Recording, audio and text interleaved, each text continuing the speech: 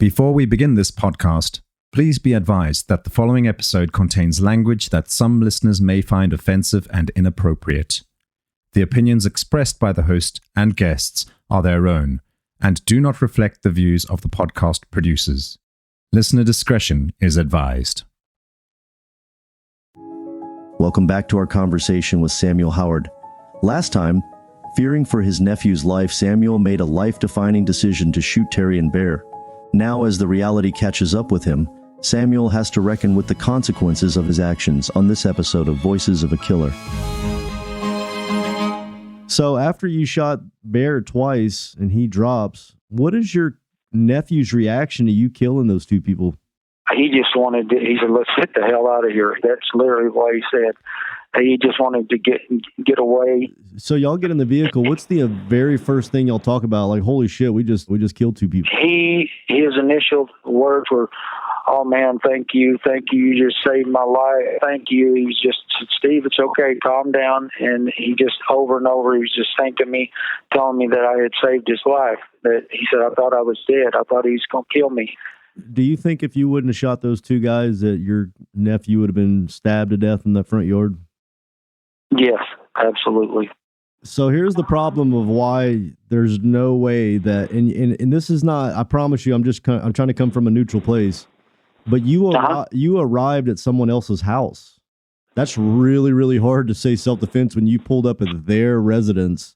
What the law in Missouri actually states is that you lose the right to act in self-defense if you are the initial aggressor. It does continue further, though, and says, however, if you make an attempt to withdraw from the situation and that attempt is thwarted, in other words, you are not allowed to withdraw, you then regain the right to act in lawful self-defense.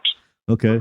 And then that's the law. Right. And then the second portion of that really makes you look bad, even though right there, you're just you're having to have attorneys try to argue that point, which is really difficult. And my jury was instructed on self-defense. That made it hard for them to get a verdict on it because they were literally not instructed on it. And so also from a prosecutor and the police's point of view, somebody that also leaves the scene, although it may not have nothing to do with the statute of self-defense, leaving the scene just makes you look terrible. And that's exactly what y'all did, is y'all left the scene.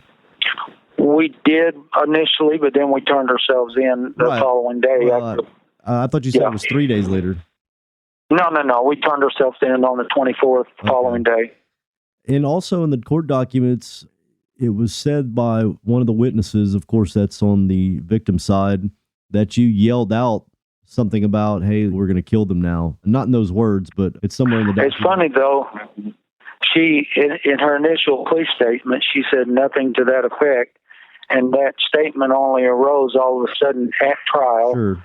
And, I felt like she was coached by the prosecutor. Now that that is a big thing right there, you saying that, where the witnesses, they take statements and then all of a sudden some damning stuff comes out afterwards. And it's like those prosecutors can corner people and say, you sure that this wasn't said? And kind of like they know what they're doing. But honestly, and man, your case is really, it's difficult because I know that it is. I found the wording in there, but you guys showing up there and I know it. I know it looks bad. It definitely looks bad. The wife of Terry, Bridget Easley, has made statements to an investigator. He asked her, so what do you think about Sam? She said, as far as I'm concerned, this was several years back. She said, as far as I'm concerned, I feel like Sam should have already got out of prison, but she wanted my nephew. She felt it was my nephew's fault. She said to Steve, I hope he rots in hell. So she didn't want my nephew to get out, but she felt at that time, she spoke to the investigator, the wife of the first guy shot. She felt like that I should. It's written into U.S. law that if your life is in danger, you have the right to kill to defend yourself. While that idea sounds simple, it's a lot more complicated to prove self-defense in a courtroom. How did Samuel's crime hold up to the cold, hard scrutiny of the Missouri self-defense laws? A few facts in the case undermine Samuel's claim of self-defense. Firstly, he and Steve were the initial aggressors in this confrontation.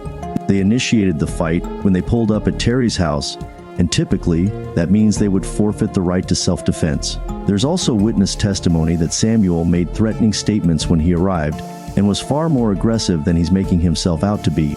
What's more, Samuel's level of force was excessive. If his primary goal was to save his nephew's life, wasn't it unnecessary to fire 9 shots? The abrupt way Samuel and Steve left the crime scene also counted against them. They failed to check on the injured victims and immediately disposed of the weapon.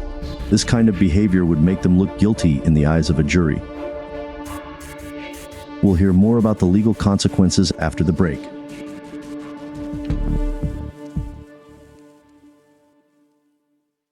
Yeah, where did y'all go whenever y'all left the scene? Up to my uncle's in Luceville, about 150 miles. And y'all hid out there? Yeah, we got out and we were both real tired and laid down and went to sleep. And after a while, relatives awoke us and asked us what happened, and we explained it to them. They said, well, that's self-defense. And I said, well, I know it is, but can we prove that to a jury? And they said, well, if you'll go back, turn yourself in, we'll hire you a good lawyer, and we'll try to see, tell them the truth, tell them what happened. And did y'all ride together to the police station, you and the co-defendant? Yes. On the ride absolutely. there, was there any talk about changing your mind? Like, hey, let's just go ahead to Canada or something? No. So no, y'all arrive at the police station and you walk in there, you turn yourself in. How long were you in there till they questioned you? Pretty quick. They took us into an examining room. And did they release you or did they charge you with murder? They charged us initially with second-degree murder. For about 2 months, we were held on second degree. The day before the preliminary hearing, they came, they said, give us those papers back. They upped the charges from second degree to first degree. Wow. And I called... premeditated murder. Yeah. So, do you think it's 100% self-defense or do you think it's second degree? I think it's 100% self-defense.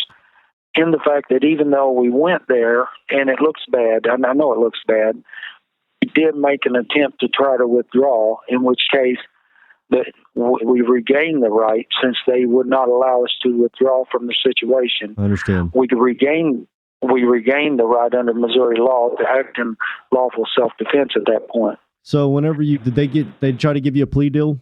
They offered 30 years, and my nephew, but it was a joint offer, and my nephew flat out refused it, and it was made as a joint offer that was contingent upon both of us accepting it. Wow. So I basically, that was taken off. That's the first time I've ever heard of that, where it's contingent on both of you agreeing. Wow. Well, he was trying to get, because I was the guy who actually pulled the trigger, and my nephew had a knife to his throat. He figured if he didn't get both of us to accept it, the jury would acquit him and maybe find me guilty. So he wanted... So did your nephew, under his situation, what was he found guilty of?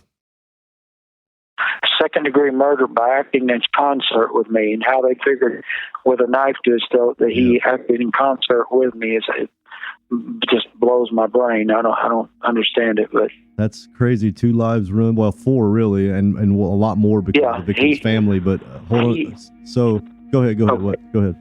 I was just going to say he did 21 flat years before he was released for the first time. He's done a long stretch. So it sounds like he may have a violent past. Is that the case? No, he just doesn't have good sense, I would say. At the end of the trial, Samuel and his nephew were found guilty of killing Terry and Bear. Despite his nephew initiating the fight, it's Samuel who's been given the short end of the stick sentencing-wise. Ultimately, he was charged with 2 counts of first-degree murder and armed criminal action. And because he had a prior criminal record, he was sentenced to 2 terms of life imprisonment without the possibility of parole. Steve, however, received a much lighter sentence, second degree, and has since already been released from jail. Hearing Samuel recount this crime, it's striking how easily all of this could have been avoided. If Samuel hadn't been so easily swayed by his nephew's influence, he may still be a free man today, and Terry and Bear might still be alive. Before wrapping up the interview, I gave Samuel his final say. Well, I keep going back to the fact that you were explaining how your life was just so normal. You're doing bidding on roofing, and all of a sudden it's like, hey, I need you to come help me do something. And you went off and found yourself fucked the rest of your life up. Absolutely. I had 3 small kids. I had one that was 1 year and 4 months old, and wow, and kids that were like 3 and 4 years old. I had my oldest boy Samson was like 4. My youngest son Jonas was 3. My daughter was 1 year and 4 months old. And I was just. It's just so crazy. All those people just completely ruined. Oh yeah, our lives were all ruined. Everybody's, and including Terry's and Bear's, and it was just bad all around. There was no win. Have you gotten much hate from their victim's family? No, I haven't. So whenever you've exhausted all your pills? I went all the way through, but of course you can always refile things. And I'm looking at that now. I got one of them, the one on Luttrell got reversed and remanded, and the state dismissed it. So the only one I'm still. Go ahead. The only one I'm still convicted on is Terry, and so I'm still trying to get that one reversed and remanded for new trial. What were you sentenced to? Life without possibility of parole. Wow, man. Whenever the jury read off that guilty, how'd that make you feel? Horrible. Hopeless. And what does that feel like that you're going to die in prison more than likely? Oh, it's just a hopeless existence. It's like you're just languishing. It's like you have you're just languishing. It isn't even life. I won't even call it life. It's like you're just languishing. Yeah. Man, Samuel, it sucks that happened to you. There's so many lives ruined. One little mistake. I don't know what to say. Oh, it can change. It changes your life forever. Yeah. One little mistake.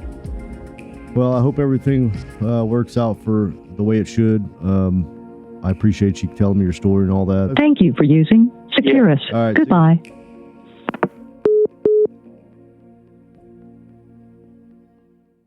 On the next episode of Voices of a Killer. Whenever you saw him pull that gun out, what was your first reaction? Bro, you ain't gonna shoot me, bro. Let me home. If you my brother, you ain't gonna shoot me. Did you actually hold the gun yourself and shoot him? No. How did he get shot? It was just going off. I guess at the time the murder weapon wasn't found because they haven't found it. I didn't take it. They don't know who got it. We still don't know who got it. Did you take the gun? No. I didn't even know the gun was missing. I finished writing my second book. Second book? Where's the first one? Yeah, I wrote an urban book when I was in the county jail.